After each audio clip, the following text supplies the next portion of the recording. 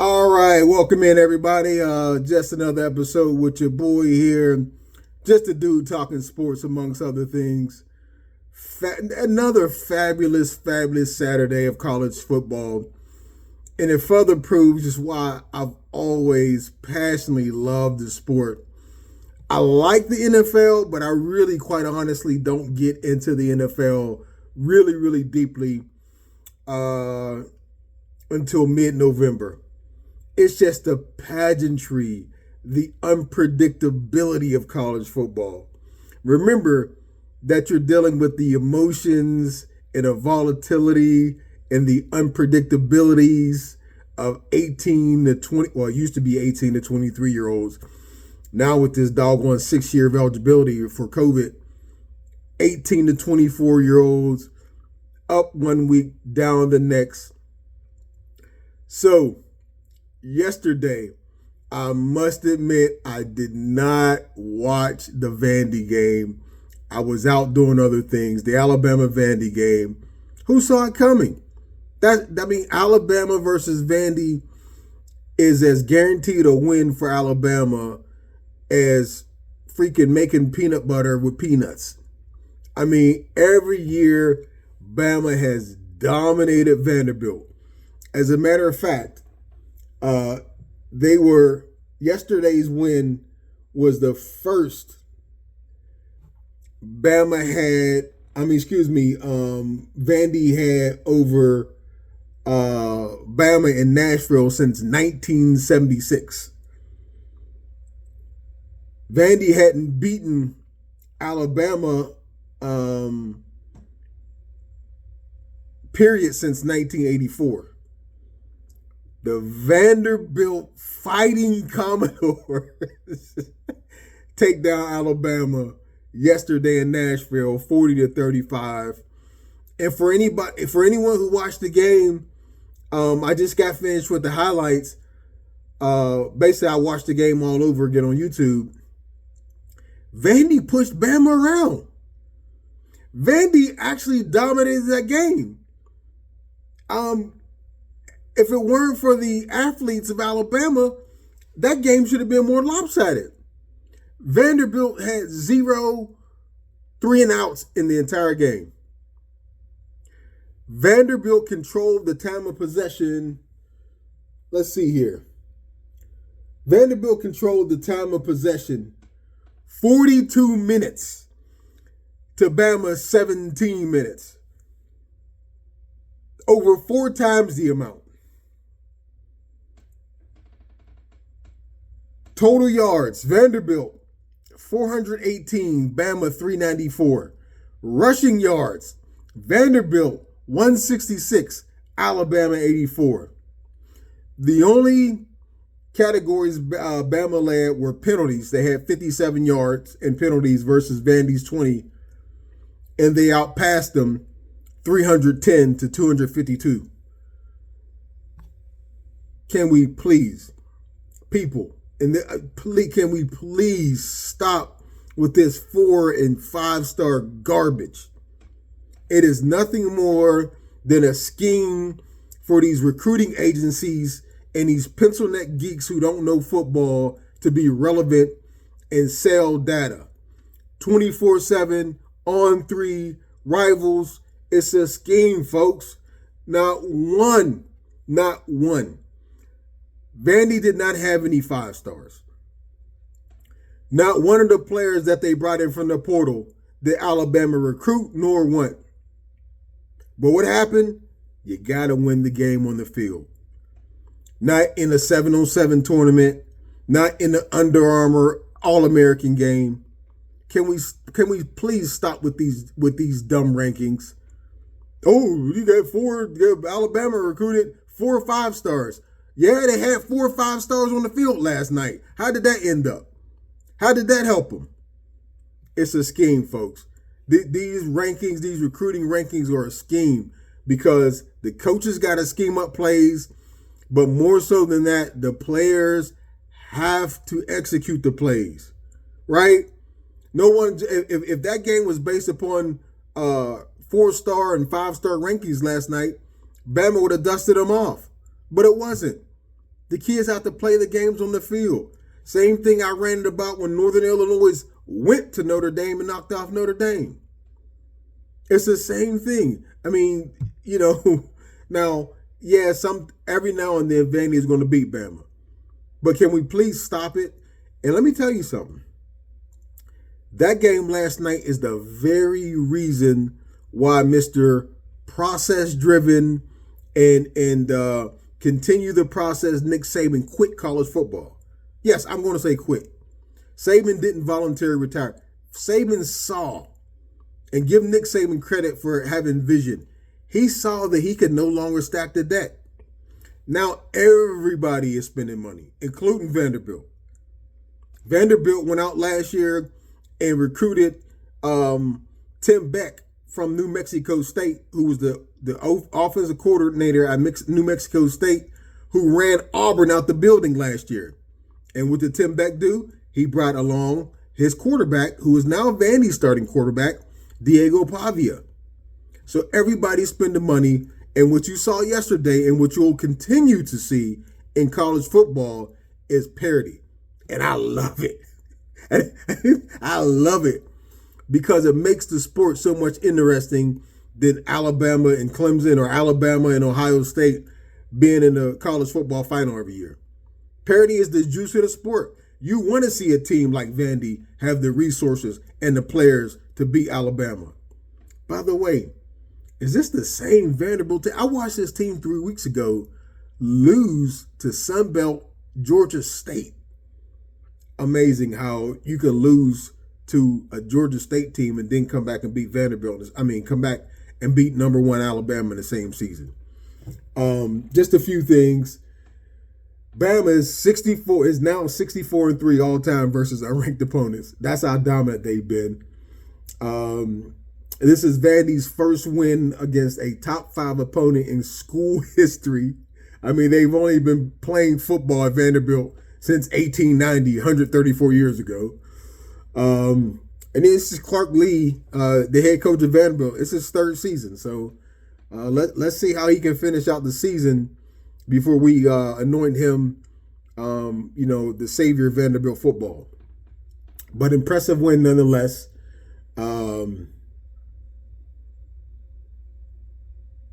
As I mentioned, up until last night, Vandy hadn't beaten Alabama since 1984.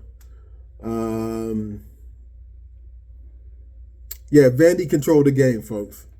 They really pushed Alabama around. I was really impressed, but who saw it coming? Nobody. I didn't even bother watching the game. That's how lopsided it was. And I'm going to tell you something, too. Kalen DeBoer, if he gets another loss, he's going to really feel what it's like from a pressure standpoint to be the head coach of the Crimson Tide, because Alabama just is not supposed to lose to Vandy. Under no circumstances are you supposed to lose to Vanderbilt. Yes, I know Vanderbilt is in the SEC, but once again, when you look at the resources, when you look at the players, but I repeat, parity is great for college football, and that's what you're seeing. Bama should not lose to Vandy, but give it up to Vandy, their players, their staff, everything. And did you guys see the kid?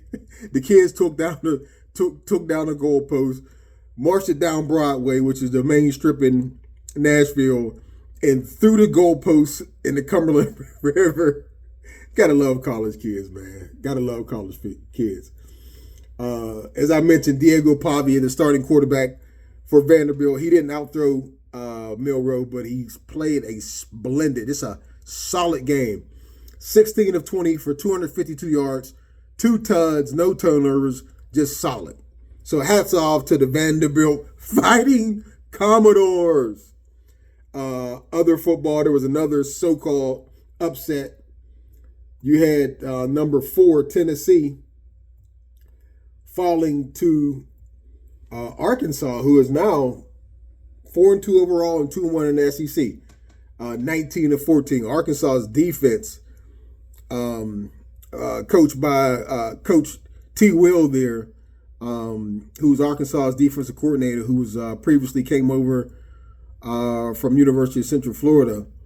They called a well of a game against the young redshirt freshman quarterback from Tennessee. There, they called a hell of a game, and were really physical with Tennessee.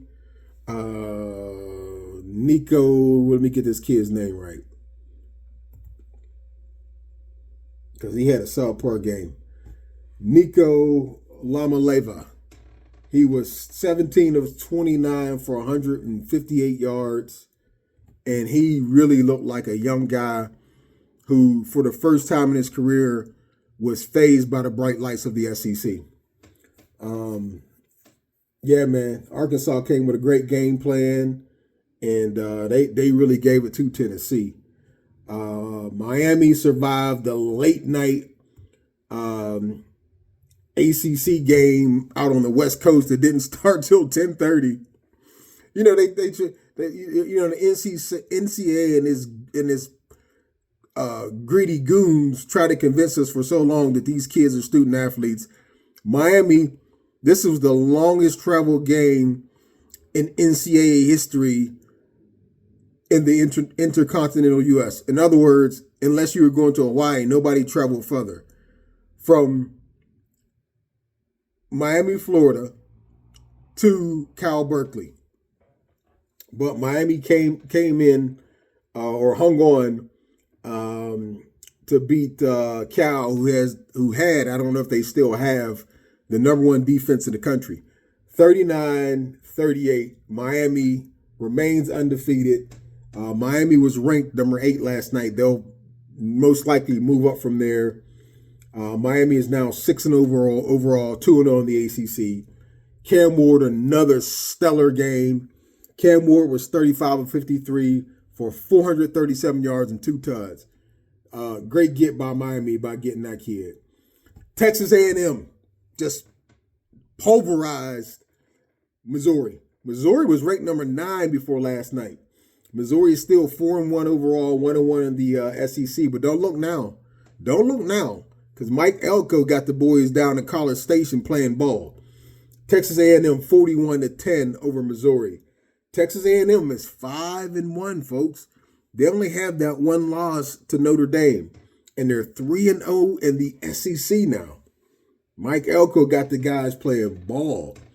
Connor Wegman came back yesterday. He was 18 of 22 for 276 yards, no tuds. They also had a running back, Moss, Texas A&M did, 12 carries, 138 yards, and 3 touchdowns. He gets my game ball for that game. Michigan lost to Washington 27-17.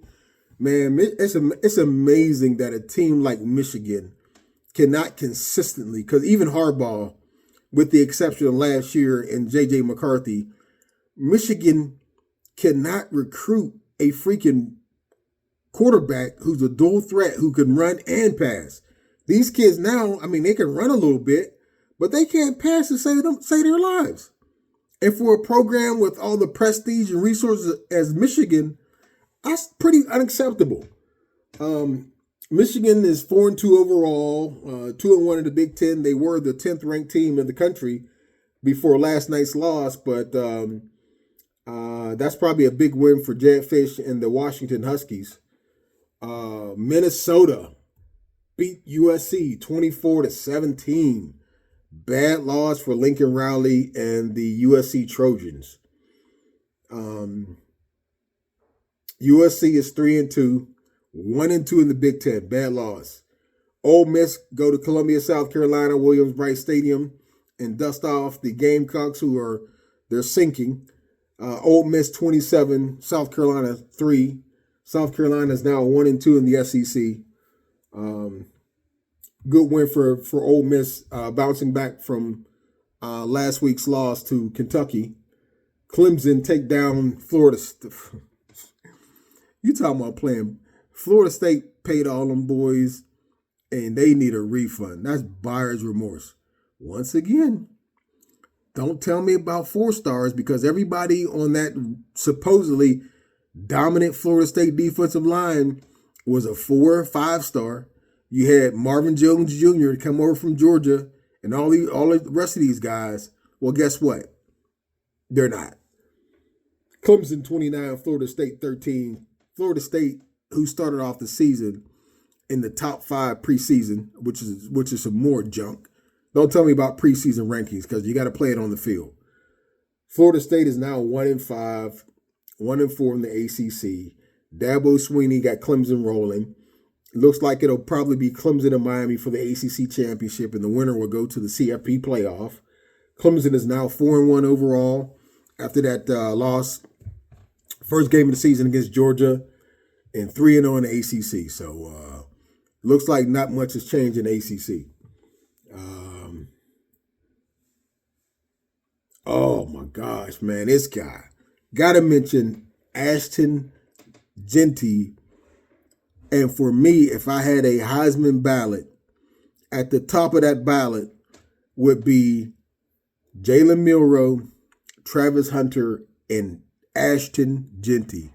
In case you haven't heard of him, Ashton Jeanty is a running back for Boise State who beat Utah State last night 62-30. Jeanty had 13 carries, 186 yards, and 3 tugs in the first half. That kid is tearing it up. Let's see what for the season now. Jeanty is a 5'9", 215-pound junior from Jacksonville, Florida. For the season, he has 95 carries, 1,031 yards, 16 touchdowns, averaging 11 yards a carry. I'm going to tell you something. This dude, he might rush for 2,000 yards. Nonetheless, he should be invited to New York. Nonetheless, if he keeps this up. He's tearing college football up, folks. Definitely had to give him a shout out. He gets my game ball for that game as well.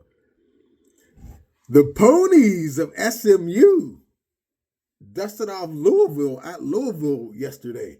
34-27. They're undefeated in ACC play. 2-0. 5-1 overall. So SMU is making some noise there. Surprising. And last but not least, Kurt Cignetti and the Indiana Hoosiers. Whoever thought that Indiana would look like more like a football school than a basketball school in 2024? Indiana remains strong. Indiana is undefeated, 3-0 in the Big Ten, 6-0 overall. They punched Northwestern in the mouth 41-24 yesterday. Curtis Rourke, the Indiana quarterback, continues his strong season. Rourke was 25 of 33 yesterday for 380 yards and 2 touchdowns. Man, Indiana looks great. Let's see who their upcoming opponents are. So Indiana. Wow. So they have a bye next week, and they have the following week Nebraska at home, Washington at home, at Michigan State, Michigan on November the 9th, at Ohio State November 23rd, and then they finish up at Purdue. I'm going to tell you something. It's probably not out of the realm of possibility that Indiana, that's going to be tough. They play Michigan and Ohio State. Never mind. I'm not going to say that. I was going to say that Indiana may end up in the Big Ten championship game, but, they can beat Michigan, but they do play Ohio State. And Penn State is undefeated. So Big Ten right now, undefeated. Indiana at 3-0, Ohio State 2-0, Oregon 2-0, and Penn State 2-0. Everyone else, all the rest of the 35 teams in the Big Ten have a loss. You see a conference with 18 teams called the Big Ten. How laughable. But yeah, next week you'll have Texas as number 1. Bama will probably fall to 4 or 5 or maybe 6. They'll still be in the top 10. But man, what an enjoyable Saturday of college football. Love it. That's about all I have, everybody. And as usual, if you enjoy the content, please subscribe. Give us a thumbs up. We appreciate the support. Enjoy the rest of your weekend, and we'll see you next time. Peace and blessings.